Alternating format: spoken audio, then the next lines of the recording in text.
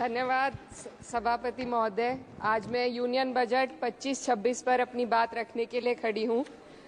भारत के संविधान के आर्टिकल 38 भारत को एक वेलफेयर स्टेट के तौर पर पेश करता है और सरकार की जिम्मेदारी है कि बजट और उससे जुड़ी वेलफेयर स्कीम्स के जरिए इन आर्टिकल्स को हकीकत में लाया जाए।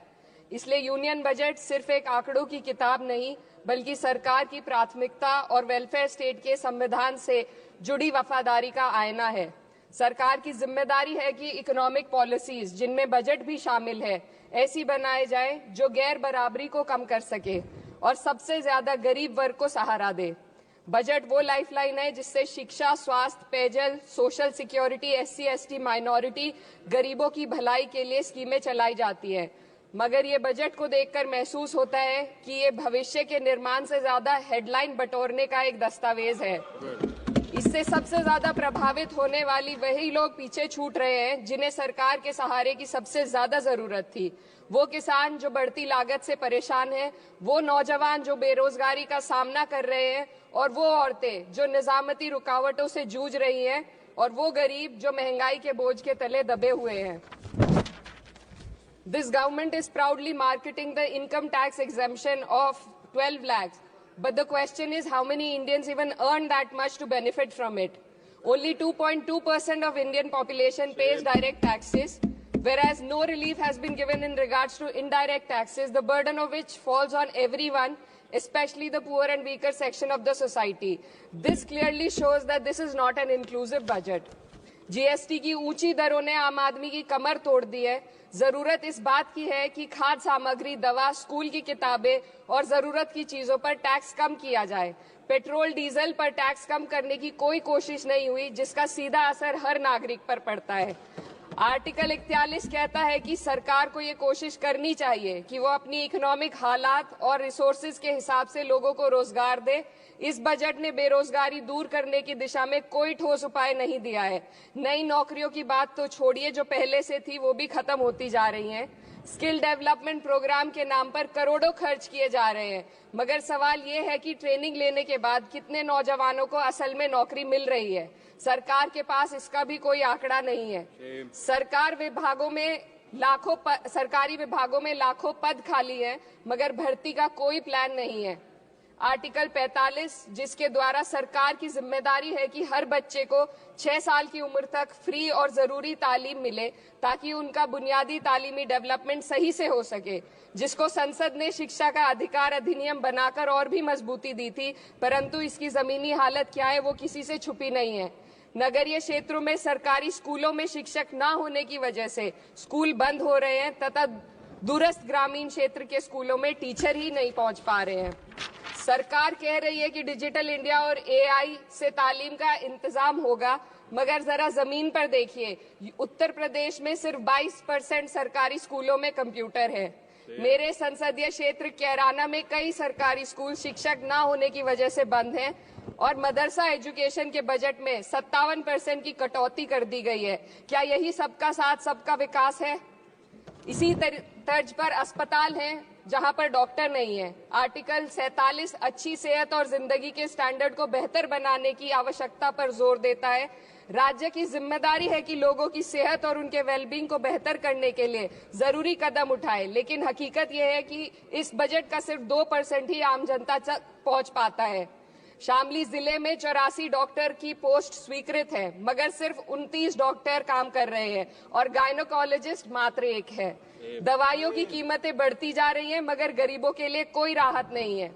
सरकार ने महिलाओं के लिए बजट बढ़ाने का दावा किया, मगर 81% इसका बजट सिर्फ पोषण योजनाओं में डाला गया है। महिलाओं के रोजगार, उनके इकोनॉमिक इंडिपेंडेंस और सुरक्षा के लिए कोई ठोस योजना नहीं बनाई है। बेटी बचाओ बेटी पढ़ाओ का बजट घटा दिया गया, जिससे साफ है कि ये सिर्फ नारेबाजी थी और कुछ नहीं। किसानों की बदहाली हम सबके सामने है, लगातार चलती आ रही है। 2016 में कहा गया था कि 2022 तक किसानों की आमदनी दोगुनी होगी, मगर 2025 आ गया और MSP पर कोई ठोस गारंटी आज भी दी नहीं गई है। गन्ना किसानों का बकाया अब तक नहीं मिल पा रहा है और तो और उत्तर प्रदेश में अभी तक गन्ना मूल्य भी तय नहीं किया गया है। DAP, यूरिया और खाद की कमी से परेशान किसान आज भी सड़क पर प्रदर्शन कर रहे हैं।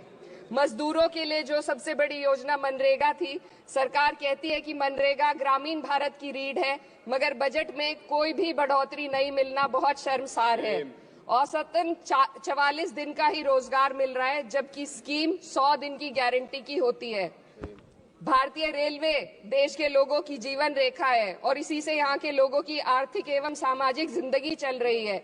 देश के हर हिस्से को रेल कनेक्टिविटी से जोड़े जाना सरकार की कल्याणकारी नीति का हिस्सा है।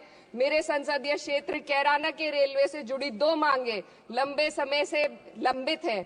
दिल्ली शामली सहारनपुर रेल लाइन का दोहरीकरण और पानीपत शामली मेरठ लाइन का सर्वे अति शीघ्र कराए जाने की बहुत पुरानी मांग को बजट में शामिल किया जाना चाहिए। देश भर में बिजली की दरें बेहद असमान है। उत्तर प्रदेश में ये दरें बहुत ज्यादा हैं। देश भर में एक समान बिजली दरें लागू करने का प्रावधान किया जाए। रिवैम्प योजना में हर घर तक बिजली पहुंचाने के लिए एलटी लाइन बनाने का प्रावधान भी जोड़ा जाए। कृषि उपकरणों व खाद डीएपी को जीएसटी से मुक्त किया जाए। किसानों की एमएसपी की मांग को पूरा करने के साथ साथ उत्तर प्रदेश के किसानों को गन्ना मूल्य निर्धारण पिछले वर्ष से बढ़ाकर किया जाना बेहद जरूरी है।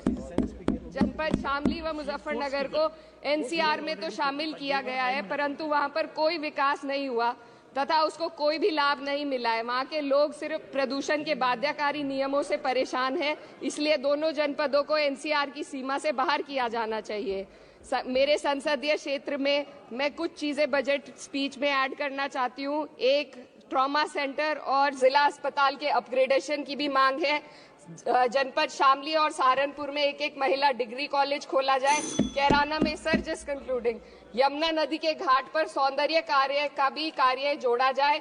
जनपद शामली में टेक्सटाइल पार्क की स्थापना की जाए और जो संसद निधि है, सांसदों को केवल 5 करोड़ रुपए दिए जाते हैं और एमएलए, उत्तर प्रदेश के एमएलए को भी 5 करोड़ दिए जाते हैं। हमारी मांग है या तो इसे बढ़ाकर 25 करोड़ किया जाए या फिर सिरे से खारिज किया जाए। Sir just one The union budget was an opportunity to address the pressing. Sir, just 1 minute. Please, 2 more speakers are in your party. Sir, just pressing concern of India's citizen, rising unemployment, soaring inflation, crumbling public services, and deepening rural distress. Yet, instead of offering real solution, the government has focused on optics and half measures. While tax relief for the middle class is welcome, it does nothing for the millions who earn too little to benefit from it. Education remains underfunded, rural employment stagnates, and farmers continue to struggle without meaningful support. The delays in conducting the census and caste census further exposes the government's disregard for data-driven policy making and social justice. India needs a budget that prioritizes its people, not just its economic headlines, a budget that invests in human capital, strengthens social security, and ensures dignity and stability for all. But what we have instead is another missed opportunity, one that fails the poor, the youth, the farmers, and the women of this country. Budget प्रस्ताव पर अपने विरोध को मैं 2 पंक्तियों में आपके सामने रखना चाहूंगी। बेदम हुए बीमार दवा क्यों नहीं देते? बेदम हुए बीमार दवा क्यों नहीं देते? तुम अच्छे मसीहा हो, शिफा क्यों नहीं देते? मिट जाएगी मखलूक तो इंसाफ करोगे, मुंसिफ हो तो हश्र उठा क्यों नहीं देते? Subrayan,